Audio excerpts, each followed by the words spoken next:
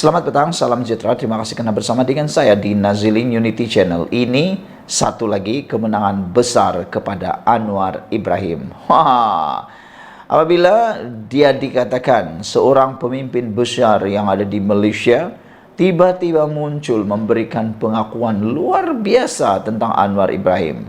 Beliau berkata, beri 10 tahun kepada Anwar, negara akan berjaya. Wah, jadi saudara-saudara sekalian, share kepada semua video penonton hari ini tentang video ini supaya semua orang tahu kalau Anwar diberikan 10 tahun pasti negara akan berjaya.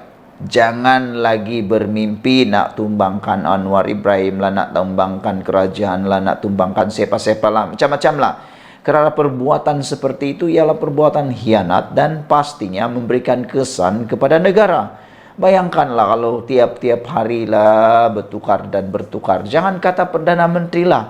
Anda yang ada tinggal di sebuah kampung, Anda fikir saja. Coba bayangkan kalau ketua kampung tu tiap-tiap minggu bertukar. Tiap-tiap minggu bertukar. Apa jadi dengan kampung Hang?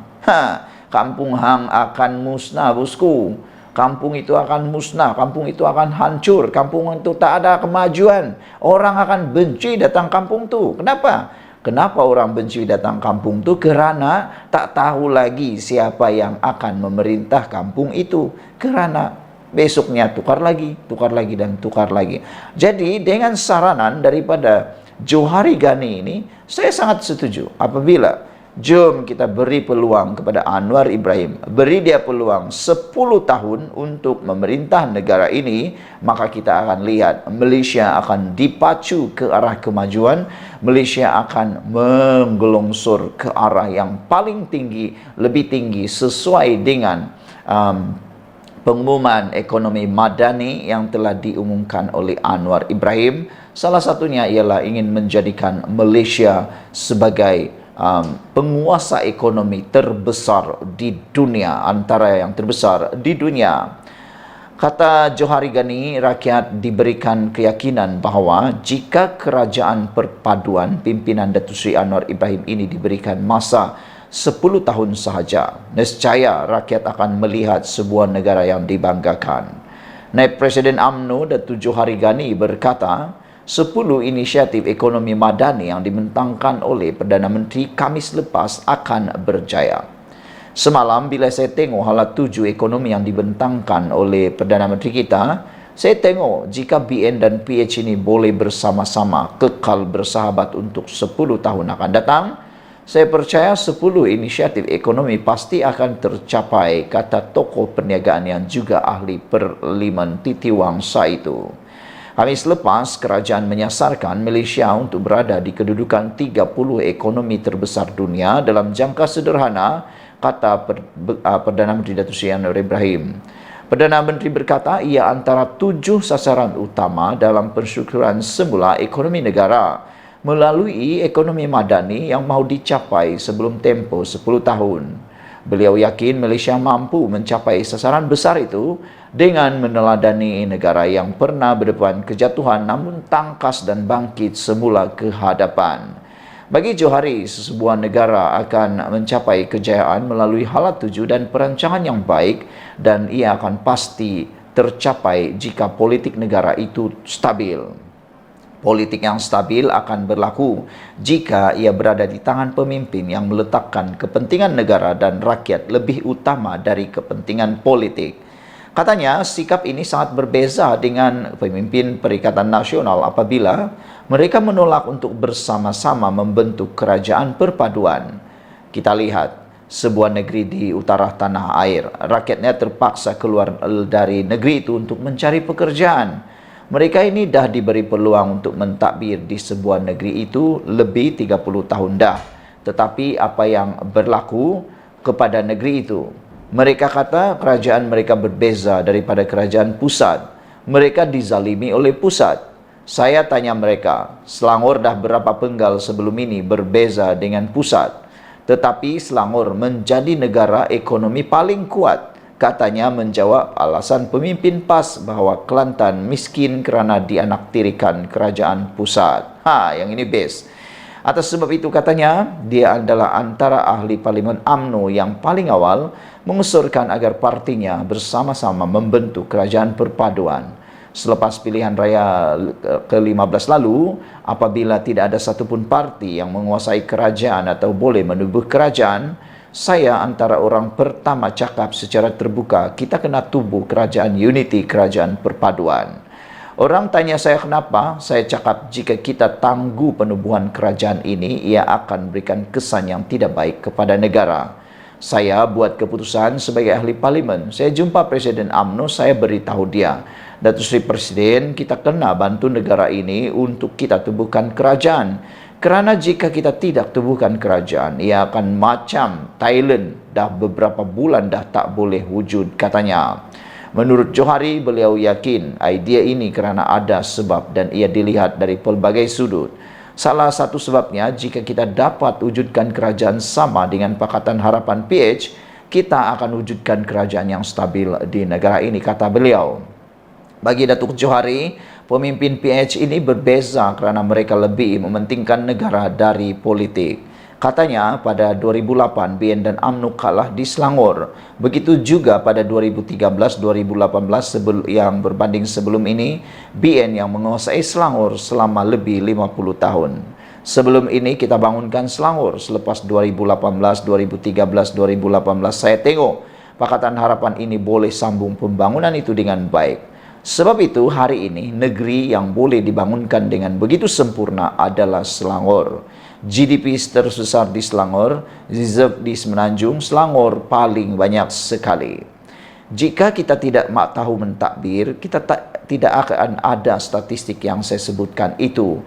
Kata Johari memuji kemampuan PH untuk mentadbir negeri dan negara. Saudara-saudara sekalian, dalam banyak-banyak perkara yang saya bacakan sebentar tadi itu ialah yang paling saya tertarik sekali ialah apabila ada pemimpin di Kelantan mengatakan jangan bandingkan Selangor dengan Kelantan. Tetapi sebenarnya jawapan kepada perkara tersebut adalah Selangor dah berapa penggal sebelum ini berbeza dengan kerajaan pusat. Dah berapa penggal? Anda masih ingat tu? Tetapi kenapa Selangor menjadi negara ekonomi paling kuat? Kerana kepimpinan di Selangor pada waktu itu sehingga sekarang adalah kepimpinan yang terbaik, kata Johari lagi. Beliau mengatakan bahawa jika mereka dizalimi dan dianaktirikan oleh kerajaan pusat, maka itu hanya alasan semata-mata. Beliau berkata ada sebabnya dia adalah antara parlimen UMNO yang paling awal mengusulkan agar partinya bersama-sama membentuk kerajaan perpaduan. Sekian dulu untuk kali ini. Jangan lupa tinggalkan komen Anda, tekan butang subscribe. Kita jumpa lagi. Bye-bye. Selamat petang, salam sejahtera. Terima kasih kerana bersama dengan saya di Nazilin Unity Channel. Tak sampai 24 jam penamaan calon, papan iklan Anwar ditoreh dan dikoyak. Sungguh tega mereka melakukannya, sungguh tak bermaruah mereka melakukannya, dan amat tidak berfikiran waras mereka melakukannya. Pada pendapat saya sebagai penganalisis politik bebas, saya ingin mengatakan bahawa sesiapapun tidak berhak mengoyakkan sesiapapun punya iklan atau papan spanduk. Tak pedulilah itu siapa, parti mananya, kita harus bersikap manusia yang normal. Hanya orang yang gila yang sanggup melakukan perbuatan hianat seperti ini. Pada pendapat saya, orang yang melakukan seperti ini adalah orang yang punya akhlak senteng, yang boleh kata dah gila. Bukan saja kepada spanduk Anwar Ibrahim yang dikoyakkan, tetapi sesiapa spanduk punya spanduk pun tidak boleh dikhianati. Sesiapapun penyokong itu tidak boleh menghalalkan niat cara melakukan hal tersebut. Tidak sampai 24 jam selepas penamaan calon semalam, papan iklan memaparkan gambar Perdana Menteri Datuk Seri Anwar Ibrahim yang dipasang di tepi jalan, rosak dikerjakan individu tidak bertanggungjawab. Harapan Daily mendapati papan iklan yang diletakkan di Jalan Bukit Mewah Kajang, Selangor itu telah ditoreh sebelum dikoyakkan. Papan iklan tersebut didapati telah dikoyakkan pada jam 8.30 pagi tadi. Tidak dapat dipastikan ini angkara siapa dan tujuan individu itu merosakkan bahan kempen tersebut. Namun ia jelas dilakukan individu yang tidak menyokong Anwar. Pada pendapat saya tahu ini angkara siapa. Nak tahu siapa? Ini angkara monyet. Kita boleh katakan orang yang bertindak tidak bermoral seperti ini, yang sanggup mengoyakkan tanda atau papan tanda sesiapapun yang mengikuti kempen, sesiapapun yang dikoyakkan itu, yang mengoyakkan itu ialah monyet. Orang manusia yang normal tidak mungkin akan sanggup melakukannya. Pertama, dia berasa malu pada diri sendiri kerana tiada keyakinan untuk menyokong beliau diri sendiri. Kedua, tindakan seperti itu hanya monyet yang lakukan, kerana monyet tak ada akal, tak ada fikiran. Kalau manusia, mustahil dia akan melakukannya kerana masih mempunyai akal kewarasan. Selain daripada itu, kenapa monyet yang melakukannya? Kerana monyet sahaja yang mempunyai kuku yang tajam. Jadi tak tahulah itu angkara siapa, tapi yang pastinya itu angkara bukan manusia yang waras. Budaya samsing serta provokasi ini jelas perbuatan yang tidak matang. Perkara seumpama ini bukanlah pertama kali berlaku. Pengundi maupun penyokong tidak sepatutnya melakukan tindakan tidak bertamadun hanya kerana tidak menyokong seseorang pemimpin. Jangan sampai ada yang menggelarkan parti lawan sebagai parti pengecut dan takut pada poster. Ini luar biasalah kan. Bayangkan kalau poster saja pun orang takut. Poster saja pun orang takut, itu betul-betul menakutkan. Saudara-saudara, sekian dulu untuk kali ini. Apa pendapat Anda tentang orang yang bacul seperti ini, yang hanya berani melakukan perbuatan khianat seperti ini, tapi tak pula berani berkempen? Sekian dulu untuk kali ini. Jangan lupa tinggalkan komen Anda. Kita jumpa lagi. Bye-bye. Selamat petang, salam sejahtera. Terima kasih karena bersama dengan saya di Nazilin Unity Channel. Ini satu lagi pendedahan daripada Anwar Ibrahim paling menarik sekali selepas penamaan calon. Anwar kata sibuk, sibuk dan sibuk. Siapa yang sibuk? Nah, dengar selepas ini. Habiskan pula RM38 juta. Sudahlah sibuk, habiskan lagi duit. Itu daripada Anwar Ibrahim. Ini pendedahan paling berani daripada Anwar Ibrahim yang memberitahu tentang pemimpin-pemimpin negara, bekas pemimpin negara yang sudahlah sibuk, habiskan pula duit RM38 juta. Untuk apa? Kata Anwar Ibrahim, untuk membaiki Seri Perdana yang dah memang cantik. Itu pendedahan Anwar Ibrahim. Bayangkan sajalah saudara, sibuk menghabiskan RM38 juta untuk membaiki Seri Perdana yang dah memang cantik. Dah memang cantik dah, tapi nak habiskan pula 38 juta. Nak buat apa lagi sebenarnya? Itu persoalan Anwar Ibrahim. Pengerusi Pakatan Harapan PH, Datuk Seri Anwar Ibrahim berkata, Tan Sri Muhyiddin Yassin ketika menjadi Perdana Menteri telah memberikan keutamaan kepada perkara yang salah. Ini bercakap tentang prioriti. Pemimpin yang hebat, pemimpin yang baik ialah pemimpin yang tahu mana keutamaan, apakah prioritinya. Kerana menghabiskan puluhan juta ringgit untuk membaik pulih Seri Perdana, kata Anwar Ibrahim. Perdana Menteri itu berkata, kos membaiki kompleks Seri Perdana di Putrajaya itu menalan kila-kila belanja RM38 juta.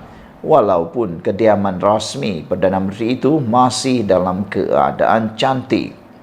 Seri Perdana itu memang macam istana. Tahu tak berapa dia kos perbaiki?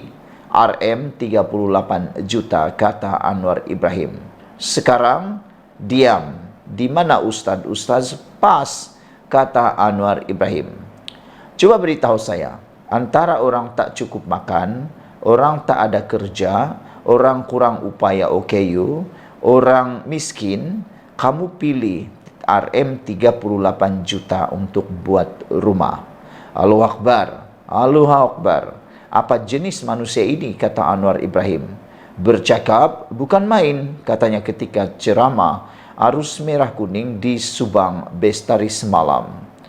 Jelas Presiden PKR itu lagi. Beliau bersedia membawa anak-anak muda untuk melihat sendiri keadaan kompleks Sri Perdana itu jika ada yang masih tidak faham. Beliau juga berkata sangat marah. Beliau juga katanya sangat marah dengan tindakan baik pulih Sri Perdana kerana ketika itu ramai yang tengah susah. RM38 juta baiki rumah Perdana Menteri itu yang memang dah cantik. Tukar karpet RM80.000. Tukar lukisan cantik-cantik tukar lagi. Syarikat tahulah anak pinak pun campur. Tukar lagi lampu dah cantik tukar lagi. Tukar-tukar dah. Bedah berapa? Kata Anwar Ibrahim. 38 juta semuanya, tambah Anwar lagi. Pada tahun 2021, tindakan Muhyiddin membaik pulih kediaman rasmi Perdana Menteri di tengah-tengah penularan COVID-19 dengan peruntukan berjumlah RM38.5 juta itu menimbulkan kemarahan ramai. Ketika itu, rakyat masih dihimpit kesusahan akibat COVID-19 dan ramai yang kehilangan pekerjaan. Muhyiddin ketika menjelaskan hal tersebut berkata, pengubahsuaian dilakukan kerana bangunan warisan kerajaan itu akan mengalami kerosakan yang lebih teruk pada masa hadapan jika tidak dibaiki dan kos membaik pulih dijangka meningkat. Beliau mempertahankan tindakannya, mengatakan ia bagi memulihkan atau memulihara bangunan milik kerajaan yang menjadi lambang institusi ketua kerajaan dan imej negara kepada keadaannya yang asal, kata beliau lagi.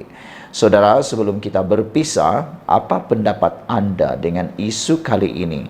Ripe Sri Perdana RM38 juta, sibuk habiskan RM38 juta baik Sri Perdana yang dah memang cantik dilakukan oleh Tan Sri Muhyiddin Yassin, kata Anwar Ibrahim. Kian dulu Malaysia kita punya, kita juga sama-sama cintai Malaysiaku. Bye-bye. Selamat petang, salam sejahtera. Terima kasih Anda bersama dengan saya di Nazilin Unity Channel. Kita menghormati dan kita tabik spring kepada SPRM kerana sejak akhir-akhir ini SPRM bertindak luar biasa.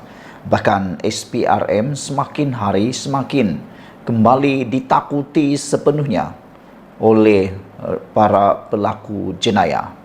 Hari ini sekali lagi SPRM menyatakan perkara yang kita tunggu-tunggu.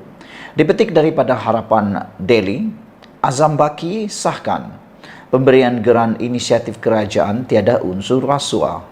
Ini satu berita yang patut anda share kepada semua orang untuk menepis kononnya pemberian inisiatif kerajaan itu ialah satu unsur rasuah. Ketua Pesuruhjaya SPRM Tan Sri Azam Baki menyifatkan geran berjumlah RM350.000 yang diumumkan kerajaan kepada belia Terengganu bukanlah satu bentuk rasuah. Beliau berkata, pihaknya melihat bahawa pemberian itu hadir dari kementerian di peringkat persekutuan yang merupakan inisiatif pemerintah sendiri. Ini adalah sebuah kerajaan pemerintah yang boleh melaksanakan inisiatif yang difikirkan wajar untuk rakyat, kata SPRM.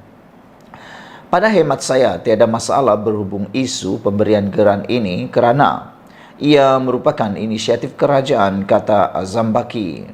Jadi, kalau inisiatif peruntukan yang telah diluluskan kerajaan, ia tiada unsur rasuah, katanya seperti dilapor Sinar Harian.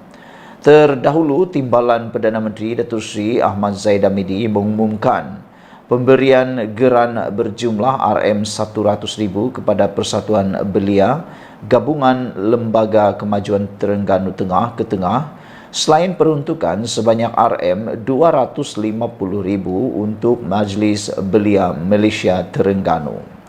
Sehubungan itu, diumum wakili Kementerian Kemajuan Desa dan Wilayah KKDW bagi tujuan pembangunan aktiviti golongan itu di Terengganu.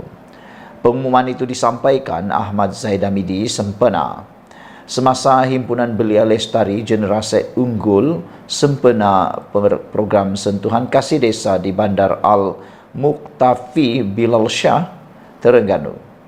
Pengumuman Zahid itu kemudiannya mengundang pelbagai kritikan kerana dia diumumkan jua lalu sehari sebelum penamaan calon berlangsung semalam.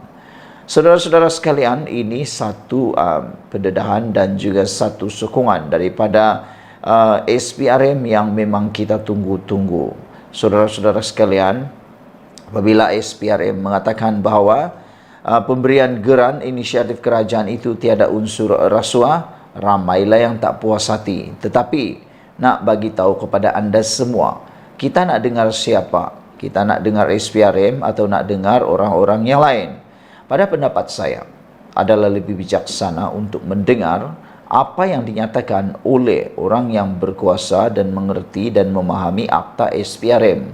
Kerana ramai juga di luar sini yang sebenarnya hanya bercakap tetapi tidak mengetahui atau tidak memahami sepenuhnya apakah akta SPRM dan bagaimana ia dilaksanakan. Jadi dengan itu, apabila Ketua Pesuruh Jaya SPRM ini, iaitu Tan Sri Azam Baki, menyifatkan geran berjumlah RM300,000, RM350,000 yang diumumkan kerajaan adalah bukan bentuk rasuah, kita harus menghormati keputusan tersebut dan terbukti ianya memang bukan rasuah.